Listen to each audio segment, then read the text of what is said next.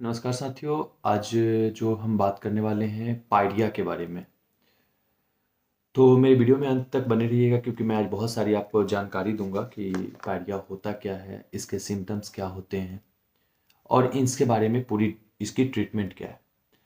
तो आप में से बहुत सारे लोगों का ये क्वेश्चन था कि सर मसूड़ों से खून आ रहा है, सांस में जब सांस ले रहा हूँ तो एक गंदी बदबू आ रही है हमारे सांसों में। इसके अलावा जो दांत हैं वो हिल रहे हैं। इसके अलावा दांतों में का जो जड़ है वो दिख रहा है बाहर से। ठीक है, खाना चबाने में दर्द हो रहा है या लाल या कोमल जो हमारे मसूड़े हैं वो हमारे मसूड़े एकदम लाल पड़ चुके हैं। ठीक है, इवन जब मैं खाता हूँ तो मुंह से एक ऐसा लगता है कि मैं कोई मेटल जैसा कुछ चबा रहा हूँ। उस टाइप का मेरे खाने का स्वाद भी मेटालिक टेस्ट जैसा लग रहा है।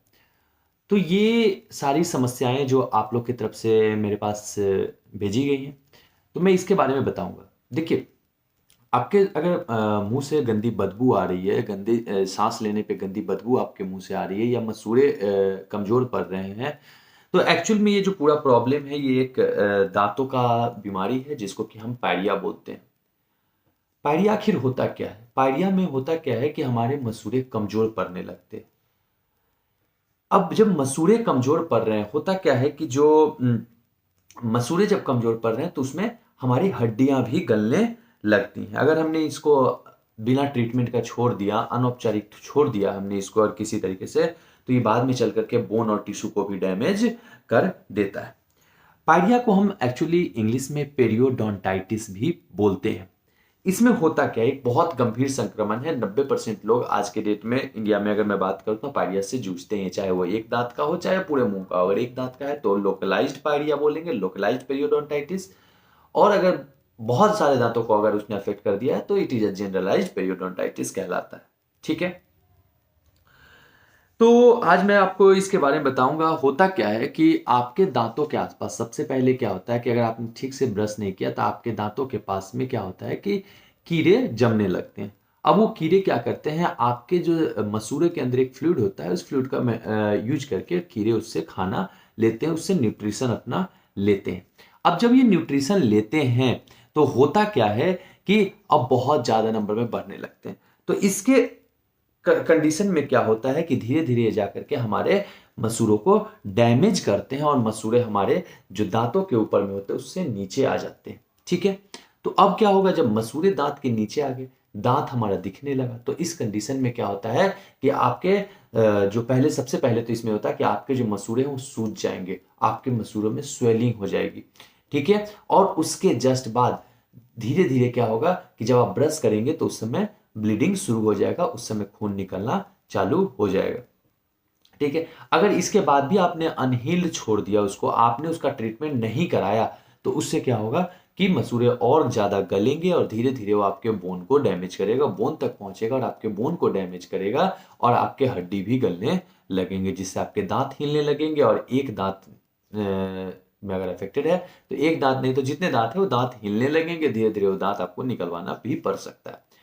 तो इसका इलाज संभव है, ऐसा नहीं है कि इसका इलाज संभव नहीं है। पायरिया का इलाज होता है जिसमें कि आपको सबसे पहले अगर शुरुआत के दिनों में ही है तो आपको क्या करना है कि आप अपने इन के स्केलिंग करा सकते हैं। दांतों की सफाई अगर टाइमली कराते रहे तो दांतों की सफाई करा लेंगे, रूटीन डेंटल चेकअप कराएंगे, उसमें आपको ये हो जाएगा। उसके बाद ठीक से ब्रश अगर आप करेंगे तो उससे भी आपका ठीक हो सकता है। ठीक है, इसके अलावा आपको धूम्रपान छोड़ना पड़ेगा। ठीक है, धूम्रपान एक बहुत ही इंपॉर्टेंट है जो पायरिया को कॉज करता है। इसके अलावा बहुत सारे हमारे जो मेडिकली अनफिट पेशेंट होते हैं, जैसे डायबिटीज के पेशेंट हैं, तो इस कंडीशन में भी पायरिया देखने को मिलता है, जिसका सिक्स्थ कॉम्प्लिकेशन, डायबिटीज के सिक्स्थ कॉम्प्लिकेशन ही हमारा क्या है, पायरिया होता है, पेरियोडोंटाइटिस होता है।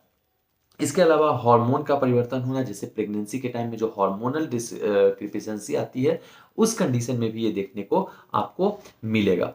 तो इसके अलावा आपको प्रॉपर विटामिन सी का अगर कमी है आपके बॉडी में, तो कोलेजन फाइबर, चूंकि विटामिन सी का काम ही होता है कोलेजन फाइबर को फॉर्मेशन करना, तो उससे आपके मसल डैमेज होंगे, मतलब लाइक टिश्यू डैमेज होंगे वहां के, और फिर उससे भी आपको दिक्कत आ सकती है। तो इन सब चीजों को अगर सही करना है तो आप अपने नजदीकी डेंटिस्ट से मिले और ये डेंटिस्ट से मिलकर के आपको इसकी संपूर्ण इलाज बताई जाएगी। जैसा कंडीशन होगा उसके अकॉर्डिंग इसका ट्रीटमेंट किया जाएगा और सबसे पहला जो इसका प्राइमरी यही है कि सबसे फर्स्ट स्टेज में हम स्केलिंग और रूट प्लेनिंग करके भेजते हैं सो दैट कि फिर से मसूड़ा उस जगह लग जाए।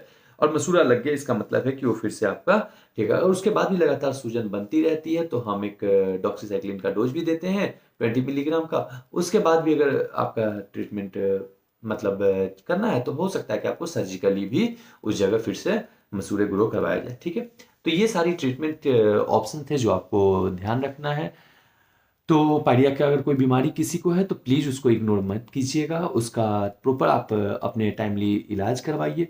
और आशा करता हूँ कि आप हमारे चैनल से जुड़ गए होंगे। अगर नहीं जुड़े हैं तो प्लीज़ लाइक शेयर और सब्सक्राइब इस वीडियो को ज़रूर कीजिए और अपने दोस्तों में भी शेयर कीजिए और ज़्यादा से ज़्यादा लोगों को जागरूक कीजिए इसके बारे में, क्योंकि पायरिया एक्चुअल में होता क्या है कि आपको जानकारी के अभाव में ही ये ज़्यादा बढ़ जाता है, ठीक है। तो जानकारी हमें फैलानी है और बेल आइकन को जरूर दबा दीजिएगा सो डेट की नए वीडियोज। इसके अलावा हमारे और बहुत सारे वीडियोज हैं जिसको आप देख सकते हैं। थैंक यू और आप सबको दिवाली की बहुत बहुत शुभकामनाएं। धन्यवाद।